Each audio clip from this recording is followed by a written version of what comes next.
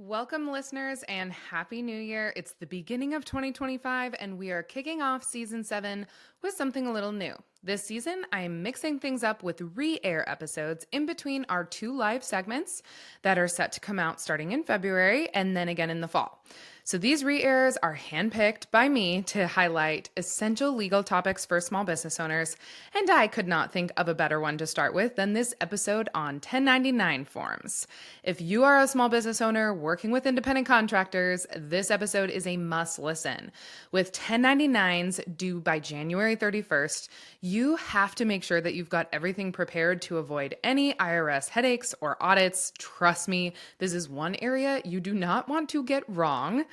And in this episode, I am joined by my good friend, Brittney Suttle, who's actually my long-standing bookkeeper here at the Legal Paige. She is an Indianapolis-based CPA and founder of Knies Co, which is a virtual bookkeeping and CPA firm. She works with all kinds of different small business owners.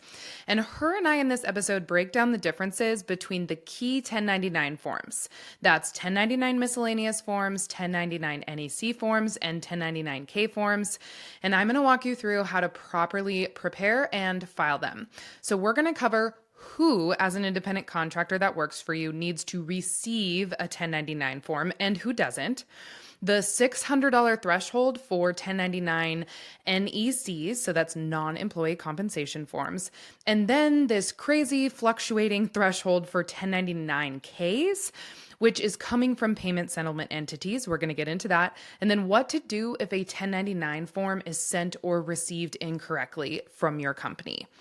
One thing to note is that since this episode aired at the beginning of 2022, the IRS has made a few pronouncements about the reporting thresholds for 1099K forms. But in November of 2024, the IRS once again delayed that $600 threshold for 1099Ks that they have consistently put out. They're delaying it again until 2026. This really has no bearing on you as a business owner because you're not sending 1099K forms. But what you need to know is that if you are using any type of payment app or online marketplace, they are now required to send you a 1099K form if the payments that you received from them for goods or services totaled over $5,000. So this is a lower threshold than the original $20,000 and 200 transactions. So that's what's most important for tax filings and 1099 forms for January of 2025. And then that will lower again to $2,500 for 2025 transactions, and then they will probably lower it again to the $600 reporting threshold, and that's delayed until 2026. Anywho, this episode is packed with all kinds of practical advice to ensure that the beginning of your year, back-end to-dos, and tax season goes really, really smoothly. So let's get into all things 1099 forms. Hey there, I'm Paige Griffith, your host and an attorney for small business owners. I help online businesses and creatives get legally legit in no time. This podcast is all about the legal and the Paige behind it. I'll break down and simplify legal talk while providing practical business guidance every step of the way. And after over a decade in the entrepreneur space and becoming a mother, I'll also be sprinkling in tips for running a business and giving you a glimpse behind the scenes of what life's really like. As a gentle reminder and disclaimer, I am an attorney, but I am not your attorney. So be sure to seek legal counsel for personalized advice. Welcome to the Legal Paige Podcast.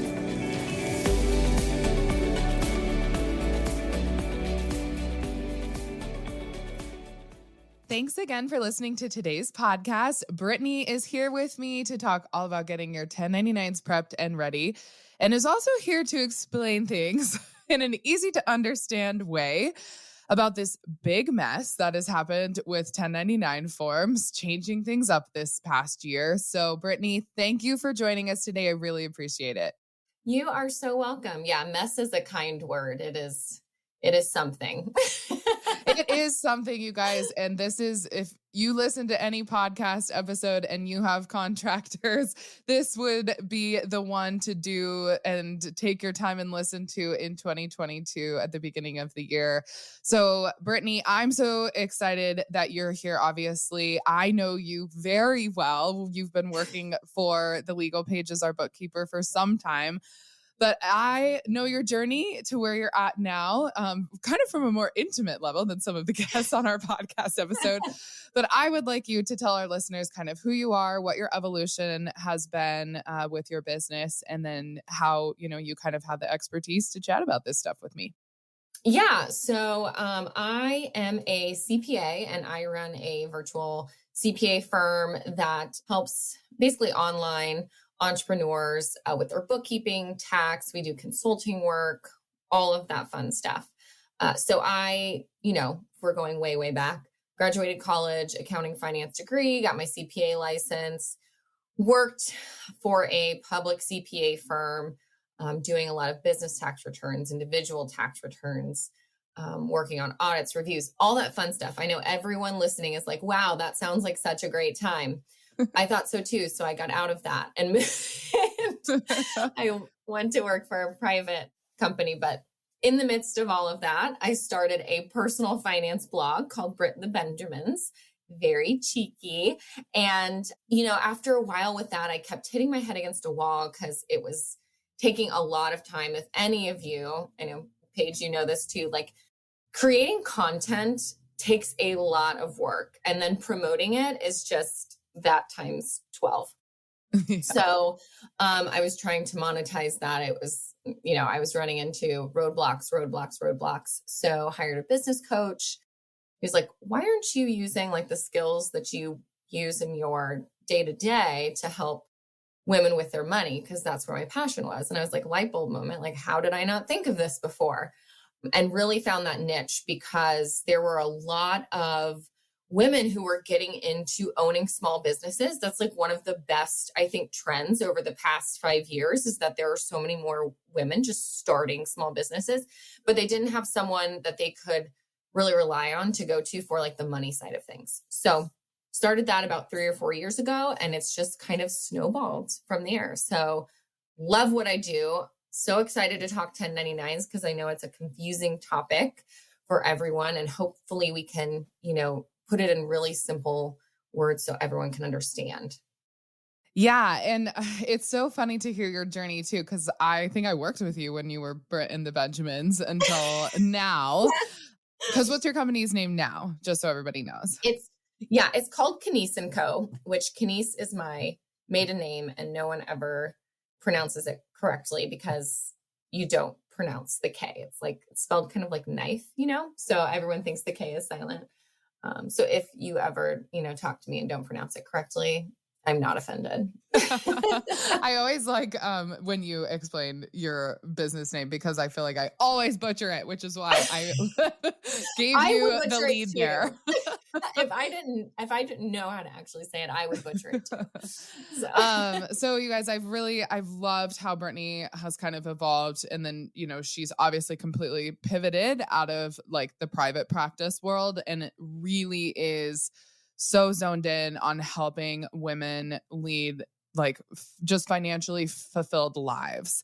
And she's really done that for me and my team. And she has seen the Legal Paige grow from its infancy, from when we were like less than, we were just starting out. I don't even know if we were breaking even at that point. I think Brittney was trying to help me break even.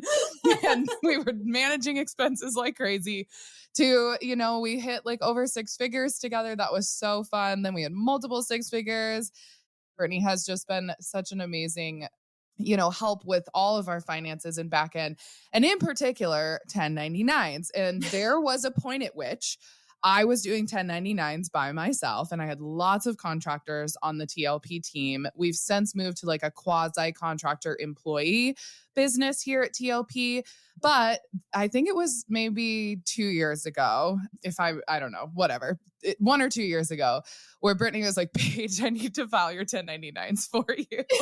And I was like, I can't do this. I'm too stressed out. And there's just too many new laws popping up.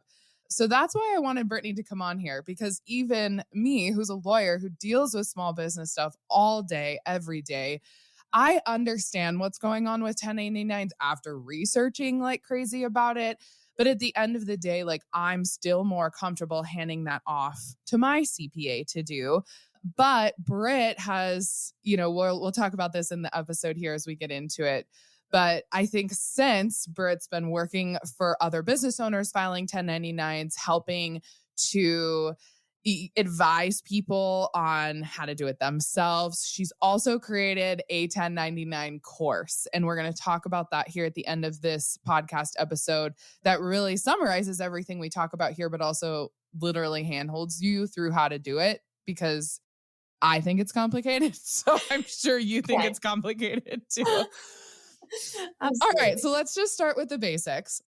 How about you tell everyone what a 1099 is, why this is a document we have to file as small business owners, and then just, if you could, after that, explain the differences between 1099s, because there's miscellaneous Ks, NEC forms, and if I missed any others, you can fill us all in as well.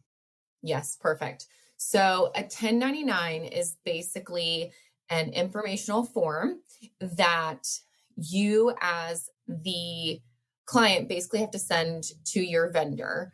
And it's there's a list of requirements, but the main one is if you pay someone for services $600 or more during the year, you need to send them this 1099. Now, back when I first graduated from college, the first year, I don't even think this was a thing. So it is relatively new-ish. I don't want to date myself, but it's relatively new. So in the past 10 to 15 years new. And what was happening was people were essentially getting paid under the table.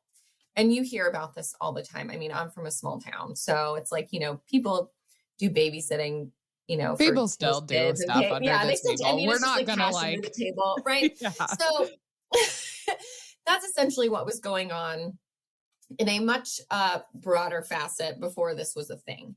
And the IRS picked up on that and said, we want our money. And so they implemented this 1099 form in order to track this and ensure people were actually reporting the income they were making in their businesses. I do want to preface this with saying this is not for personal services. So take, for instance, let's say someone performs a repair on your house. You have a plumbing repair. If that is your primary residence, you don't have to send that person a 1099 for the services they performed. It's only for a business. But if it's your rental property and that plumber did work on your rental property, then that is obviously something that would trigger a 1099. So just want to make sure everyone's aware, personally, you do not have to do this. It's Yes. only for services performed for your business. Okay, that's helpful. Yes. Now, let's get into the differences between forms, right? Because there are a few, and you mentioned the major ones. So first is 1099 NEC. That stands for non-employee or non-employee compensation. Mm-hmm. This is a newer form. So I think 2 years ago, this form didn't exist, but they kind of broke this one out. So this is really for your independent contractors. So anyone who is providing a service for your business, they will get a 1099 NEC. All right. So for a majority of you listening, that's probably the form you're going to stick to. A 1099 miscellaneous is more for some subsects of things. So one is rent. If you pay rent to someone in your business for a office location, warehouse location, storage, anything like that, you're going to have to send them a 1099 miscellaneous. It's also, I think, royalties are on there. So if you're sending anyone royalties for some reason, and then there's a few others, but rent is really going to be the big one that people are going to have to use a 1099 miscellaneous for. A 1099K is not something you are going to have to file, but it might be something you receive. because 1099Ks are forms that third-party payment processors, which is like, Visa, like credit cards, American Express, Venmo, Cash App, those processors have to send 1099Ks for amounts paid to people for like business income to whoever receives that money. So you don't have to fill out 1099Ks, but you may receive it if you get paid above the limit that is set by the IRS via those third-party processors. Perfect. That's super helpful. Let's stick with 1099Ks here for a second, because I think that's one of the biggest misunderstandings of what's going on. And I know you've heard this, I've heard this, we get it in the Facebook community on double 1099s and why that is becoming such a problem right now. And I know it has to deal with this 1099K mess, essentially. So in 2021, at the beginning of the year, there were new laws that came into effect. A lot of it had to deal, of course, with the, what's the act, the government act that came, the obvious, that was helping. Oh gosh. That's a great question. I wish I could tell you, there's been too many. What was it called? One of the reform acts, it was, it's 2021. So Brittney and I don't have it offhand, but essentially there was all those reform acts that were happening in 2020 to help small businesses. And there was multiple of them passed. There was one that I believe was in March of 2021. And it really finally went into effect that the threshold was changed for 1099Ks in particular. Yes. And how payment platforms, like you said, like PayPal, Square, Stripe, etc., especially like Venmo Business was one of the big ones that people are now concerned about, and Venmo in particular. I don't know if you have any insight on how that's going to work this year. Yeah. But they are mandated to report income from people making over a certain amount on their platform. From your perspective, how are these payment platforms doing this? And what do you need to be aware of on your end as a business owner if you are paying people through these apps? Should you notify your CPA, or if you're filing 1099s, where you would suggest people hold off on filing them? And then also, like, is there anything they need to do on their end when they receive a 1099K from these payment platforms? Yeah. So let's talk about the threshold change. So previously, and really it is through 2021, if you were paid under 20,000 via that payment platform, you were not going to get a 1099. So the confusion there was, okay, I paid, so-and-so, let's say $1,000 via, I don't know, my Visa credit card or whatever, Venmo, PayPal. PayPal's a great example. I paid someone $1,000 via PayPal. In total, they only were paid, let's say, $18,000 via that platform for the year. So that person is not going to get a 1099 NEC from me. They are not going to get a 1099K from PayPal because they didn't meet those thresholds.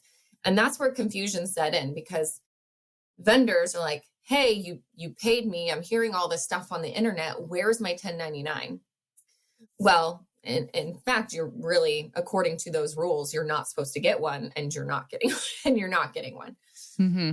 2022, that changes. So all those third-party payment processors now have the same $600 threshold that, we as small businesses have.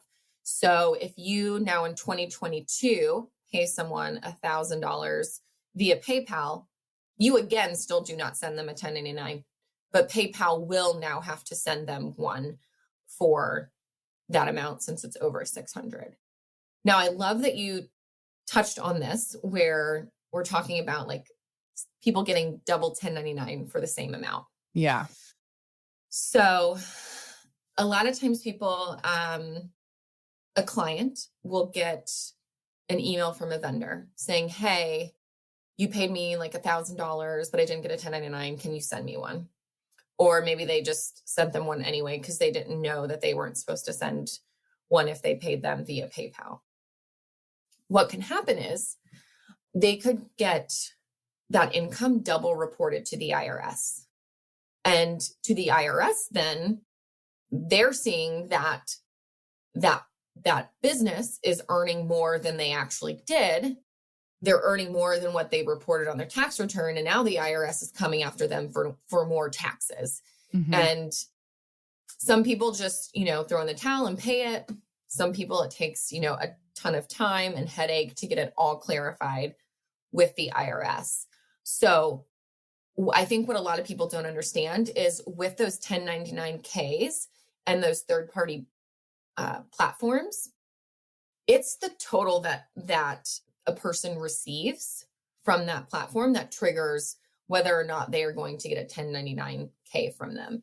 So you might pay them, let's say, $1,000 via PayPal, and you're like, well, it's under the $20,000 threshold anyway in 2021, right? So they're not going to get one from PayPal. So I might as well send them a 1099. You don't know if they're getting paid from other people via PayPal for their business. So you could pay them $1,000, but they could be getting paid $25,000 from someone else. And now they've got a $26,000 1099K from PayPal. They've got now $1,000 1099 from you. Now they're showing $27,000 of income to the IRS when in actuality they only earned 26. So that's why it's really important to know the rules, to know the requirements, so that you don't really piss off your vendors by sending them a 1099 and causing them all this headache.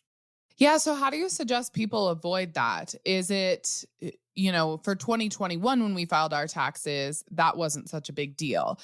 This law went into effect last year. So does this account for income received in 2021 as we're now filing taxes, by hopefully March it could get pushed, hopefully not, but March, April of 2022 for last year, you're saying this is something we need to be concerned about?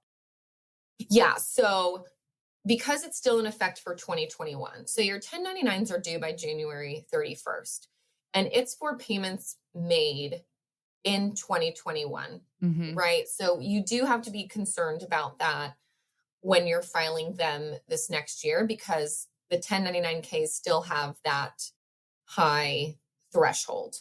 So you just need to understand that.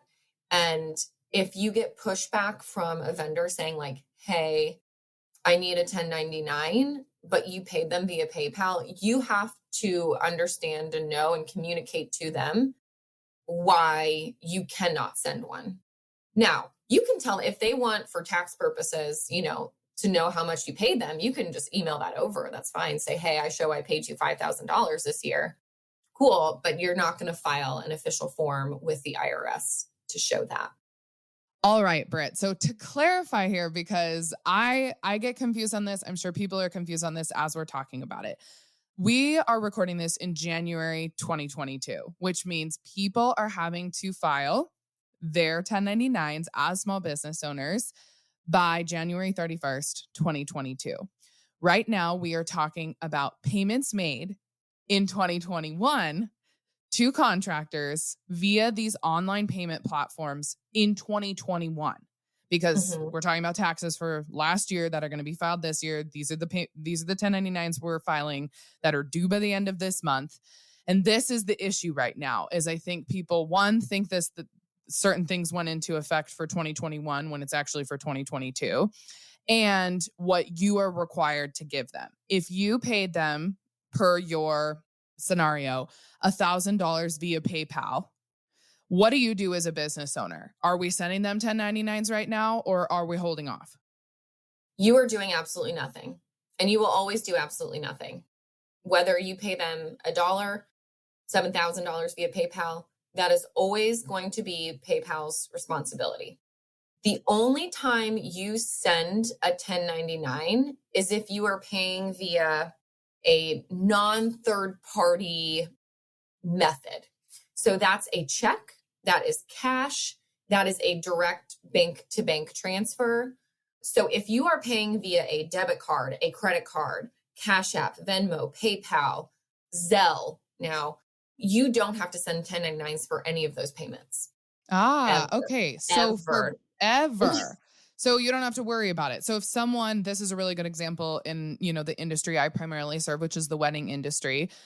If you're a photographer, you hire a website designer to design your website for you, but they send you an invoice and maybe they're working with you for 3 to 4 months as the project, right? So they really should look like a contractor. They probably are a contractor. They have their own business and they are sending you, obviously it's going to be over $600, I would hope, to design your website. So you're like, oh my gosh, is this triggering a 1099 situation? But they're sending you an invoice via Honeybook. Mm-hmm. What do you don't need to send them a 1099 in that scenario if it's $2,000 that they're charging you? Correct. Because I think Honeybook is considered a third party payment processor. Right. So anytime you're paying like just online with your credit card, you're inputting all of the information. That's fine. Now, if you are, for instance, QuickBooks, they offer you could send QuickBooks invoices and they offer whether you pay via bank transfer or credit card. If you choose the credit card option, that's not going to trigger something that would need to be sent via 1099. If you do the bank transfer option, it would, because you're doing a direct bank to bank. So you have to think of it that way too. Okay. So we really need to think in terms of bank-to-bank transfers, direct deposits that are coming from our business accounts to our contractors versus if it's through some third-party payment platform, you're never going to have to send 1099s. I really want people to get that clear in their minds because I think people send 1099s to people. Yeah, I think so too. And let's also, I just want to mention this too. If you're using those third-party payment platforms, you should be using the business side of those. So with Venmo, I know there was like a whole to-do about Venmo this past year because they implemented a fee for business transactions, as they should. That is the nature of the beast. If you're sending payments for your business via Venmo, you need to be using Venmo Business because then that is going to be 1099 trackable on their end. Yeah. So, there's a reason, obviously, they are making money on Venmo Business, but legally speaking, like they charge those service fees because now they have back-end oversight with all of those payments that have been made and income that has been received on your end. And then they're going to be liable for sending 1099Ks. Right. So that's important to note. For 2021, then, if you are a vendor that is, usually contracted out to do certain work for people, you're primarily paid through PayPal. Maybe you just started your business in 2021 and people were paying you $1,000 or $1,500, but say you don't meet that $20,000 threshold on PayPal and you've only made $15,000. And because I paid you via PayPal, I don't have to send you a 1099, but if in 2021, they're not meeting that 20,000 threshold, then they're not going to get a 1099K from PayPal. What do they do to report their income is my question. What do they do? Do they reach out to you? Then what do you say to them if they ask for one? I think that's where things can get a little sticky here. Yeah. Here's the thing. 1099s are not to be sent to help your vendor track how much they made. You should be reporting how much you're making no matter what. You should not need a 1099 to tell you how much you made in the year. That is on you as a business owner to track. It is not on your clients to tell you how much they paid you. Now, that being said, 1099s as someone who receives a 1099, basically all you want to do with that is verify that what they're showing is what you have on your end too. Just to ensure that you're not, again, having your income over-reported to the IRS. That's all the 1099 is. It's just kind of a reconciliation, I guess, form for you to make sure that it's correct. And then that's it. But you should know, I literally, before I was an S corporation, would get a stack of 1099s. And I would just open them, make sure it matched, and, just file them away. So I already knew how much I had made for the year. I didn't wait for my clients to send me a 1099 to figure that out. Okay, that's really good to know. And if you get an inquiry from a vendor that you paid in 2021 that says, can you fill this out? Usually, they're sending the W-9 form to you, and then they're saying, I think I need a 1099. How do you go about that conversation with them if on your end, if you don't have a CPA or you don't have a bookkeeper and you're learning from us here on this podcast episode and you're doing your research and you're like, I really don't think I need to send you a 1099. Is that just an easy conversation to have with them and just kind of nip it in the bud right there? What would you suggest for people that are getting those type of questions? Yeah, I would just basically tell them, hey, I'm not supposed to send you a 1099. Here's why. Kind of educate them, say, if you want to know how much I paid you, I'll email that over. So I want to summarize this just so everyone has all the information that they need, since you and I have talked through this here on this episode. So in 2021, a 1099K is only required to be issued by these third-party payment processors when a user receives more than $20,000 in goods and services transactions and has more than 200 goods and services transactions in a calendar year. I do think we forgot to mention that "and" part. It's conjunctive, which is really important because, say, if you made $25,000 through PayPal, but you only have, say, 5 transactions. For example, you're a website designer and you send invoices through PayPal and you had only 5 clients at $5K each, then you still wouldn't get a 1099K this year in January 2022 from your 2021 transactions, because while you hit the $20,000 threshold, you didn't also have 200 transactions in the calendar year last year. All in all, it's just really hard to meet this threshold, which is why this law was probably changed. 1099Ks just weren't issued by third-party payment processors very often because of this, $20,000 plus 200 transactions. And you were left just kind of required to report your income correctly on your own, since you weren't getting 1099 NECs from your clients and you weren't getting 1099Ks from PayPal, Venmo, Stripe, Square. Now, one quick caveat I want to make sure we touch on, Britt, is that there have been a couple of states who have changed their state laws for these third-party payment processors for the year 2021. So if you're in these states, listen up. In Massachusetts, Maryland, Vermont, and Virginia, the threshold is $600, irrespective of the number of transactions for 2021. And for Illinois residents, the threshold is $1,000 with 3 or more transactions.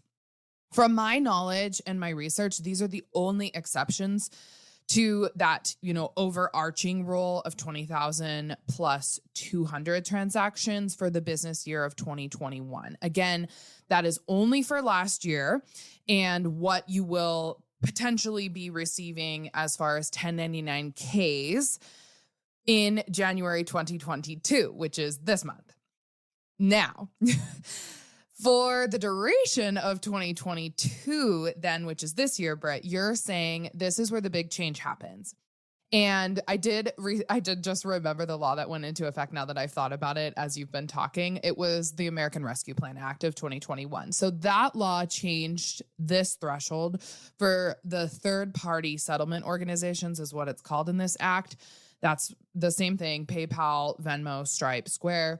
And it requires them to report goods and services transactions made by customers with $600 or more in annual gross sales, and they have to send 1099K forms to those people. Now, remember here, as Britt said, this is only for commercial transactions, though. So in order to qualify for this, and I think we've all seen this probably on Venmo, if you use that app, or PayPal, you have to select transaction includes goods or services. Like, they have that little button pop up when you're asked on the platform. And I do anticipate, Britt, that this is where some people will kind of still slide under the, radar and table on these platforms, especially Venmo, because they won't click that. And then it will just be qualified as a peer-to-peer transaction. So it won't, qualify as a commercial transaction of over $600. But, we'll see what happens this year and how Venmo sorts through all of this. I am not going to go down a Venmo rabbit hole right now because just, please do yourself a favor, legally speaking, as a business owner, and don't try to fudge your way through 2022 on a regular Venmo profile. It's just bad news bears for your account getting reported or shut down or funds getting refunded or locked without your say. When you just try and skirt the system by not using a Venmo business profile, it's just never a good idea. So just use a Venmo business profile. If you're a business owner, just do things the right legal way. Okay, I digress there.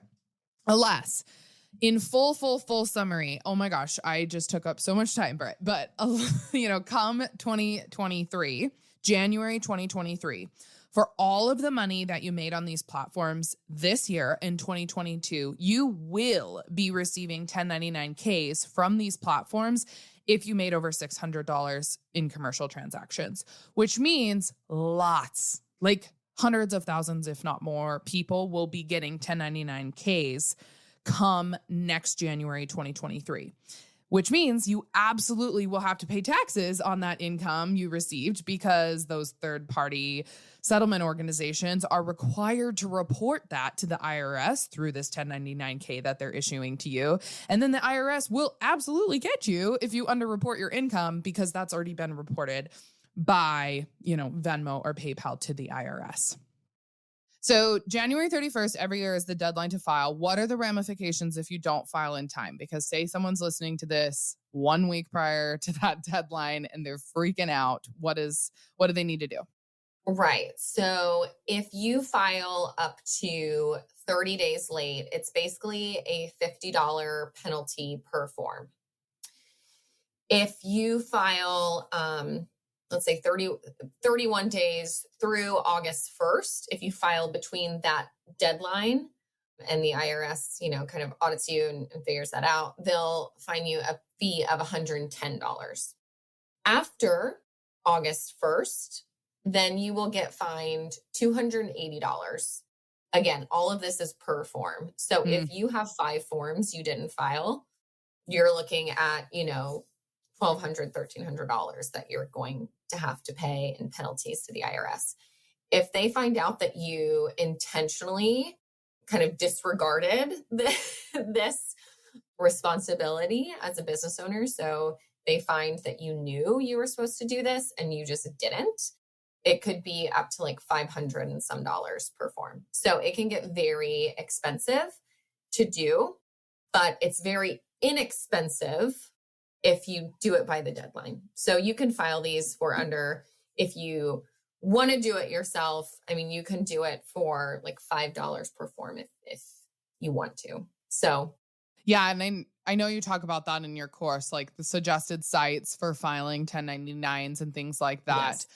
Yes. So that's perfect from a business owner's standpoint. Obviously, just don't add this liability and risk onto yourself, you guys, by filing late. Like, use all of the tools at your disposal, all of the knowledge that Brittney's given you here today. Who do you need to file a 1099 to by January 31st of this year? Please just don't miss the deadline. It's just not worth it in the long run. Right. And I would say if you miss the deadline, it's probably not intentional. But like what Brittney's saying is you probably won't figure it out for a while.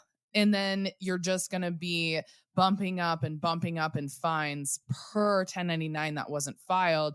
Even if it was unintentional, I doubt you're going to find out by like February 15th. Like you're going to be filing things and now you're just stacking on more fines. So obviously Britt and I are a lawyer and a CPA. We suggest you don't miss the deadline.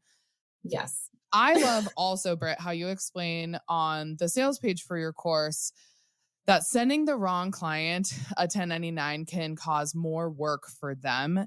Can you explain that a little bit more on the onus on yourself to make sure that you're sending them only when you need to send them? And I think what you're going to probably get into here is what do they do with that reported income that they probably shouldn't have gotten? Right. So yes, this is what we kind of touched on a little bit before, is if you send a 1099 to someone that you shouldn't have, that is signaling to the IRS that they made more than they actually did. And it could cause, again, a lot of headache for them, because the IRS is going to come back and say, like, hey, we are, applying this much more in taxes and fees and penalties and all of this because you underreported income.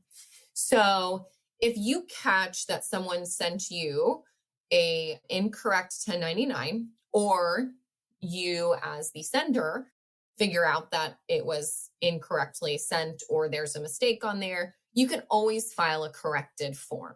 Okay. And then that form will then get sent to the IRS. You provide it also to the client, and then it will get taken care of. So, and that's something too, I go through the course and walk you through how to do it online. You can file those corrected forms online as well. So it can be corrected. Not all is lost if that happens. So just, if it's you that made the mistake, own up to it, say you're sorry, get the form corrected, and it should all be fine. Perfect. Yeah, that was the answer I was looking for. Like, what happens? Like, is it correctable? Essentially, can you modify and amend the situation so that we are not, going to get penalized later by the IRS knocking down our door, which I think what we're all scared of a little bit.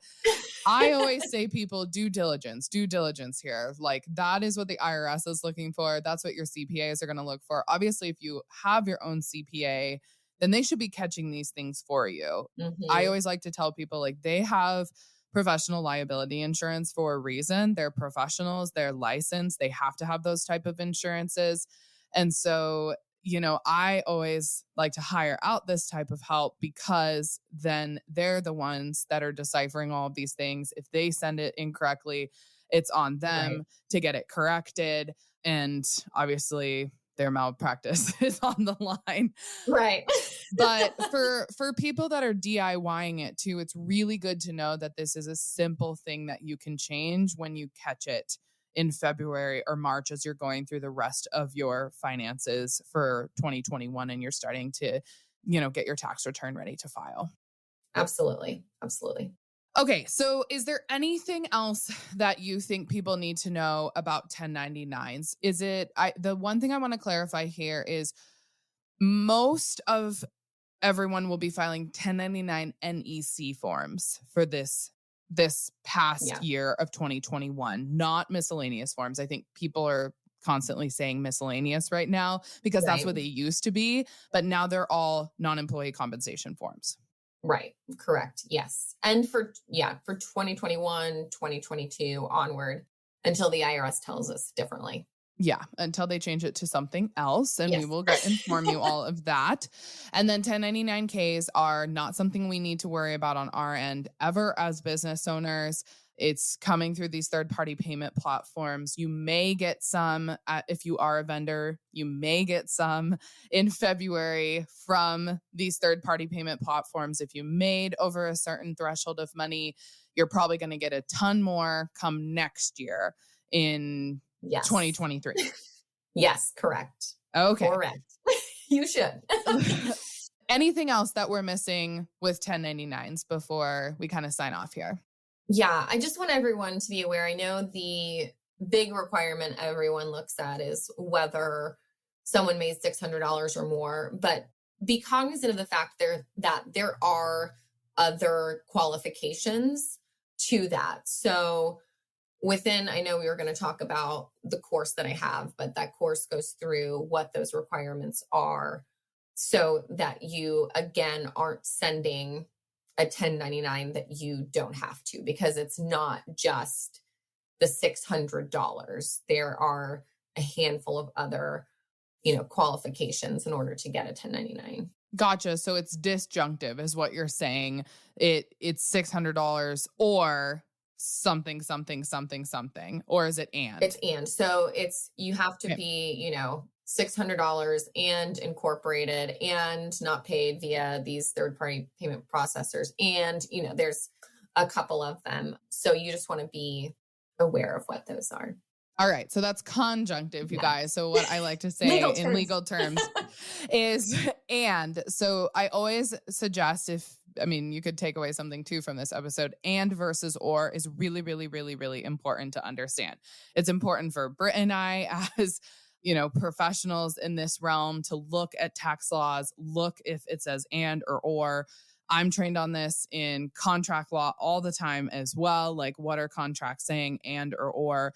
And in this scenario, what Britt is saying is a lot of the time too, like when you're an S corporation, then you won't get 1099 because they don't fall under that rule.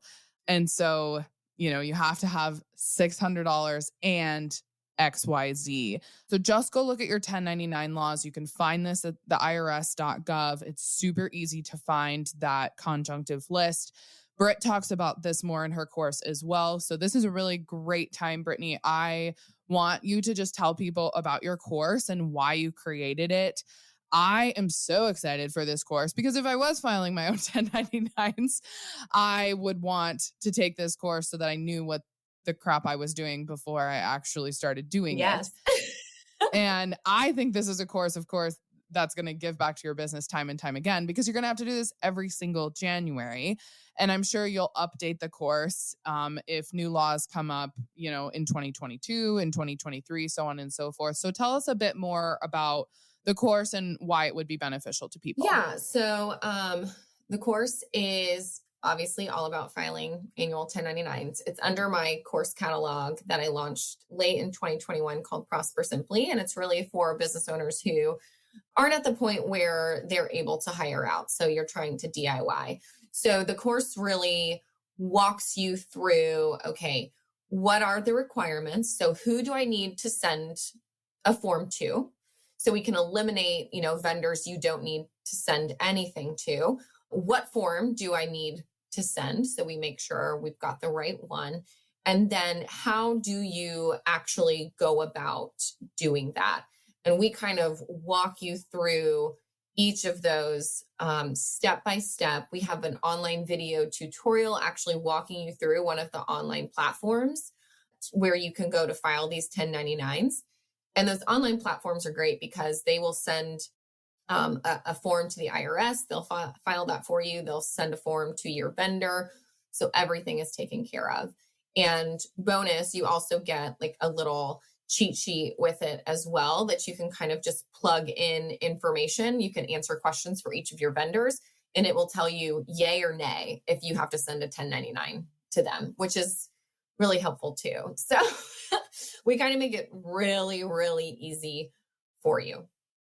That's so helpful. And you guys, this course is a killer deal. So just make sure you go check it out. We will have it in the show notes. The links will be available to you all. I kind of also will express like why I suggest this course as well. I'm not a huge pusher of people's courses, but this is one of those that ties perfectly into, legal education, tax education for small business owners. Everything Brittney does, I swear by as well. And she's very, very knowledgeable on all of this. And she works with, women-owned small businesses. And so she understands, where you're at, what you're doing. And if you follow her steps in this course, I know you're going to do 1099s the right way. And I always say, like, investing into something like this, one, is a business write-off. Two, is really good because you're going to get information from Britt, who is a certified professional, is a CPA. She's going to give you updates as things, progress with 1099s, which Britt and I both foresee happening in the future. Always. Yeah. Things are going to change drastically because the economy is very quickly moving to a 90% online world, in my opinion. Yeah, I think we all experienced that in 2020. Yeah, virtual currency. I'm sure it's going to be something in there with that. Yeah, we're going to keep the government wants to tax things, essentially, is what's going down. Oh, yeah. And they're going to keep modifying these laws to ensure the taxability of things online. Right. So you guys make sure that you hit up our show notes. We'll link all of that for Britt's course as well. And Britt, where can people find you if they have additional questions as well? What's the best place to get a hold of you? Yeah, you can find me on Instagram. That's kind of where I live. My handle's Brittney Suttle CPA, or you can join our Prosper Simply Facebook group. And, you know, I put a lot of tips and tricks and stuff in there. You can ask me questions, all the good stuff.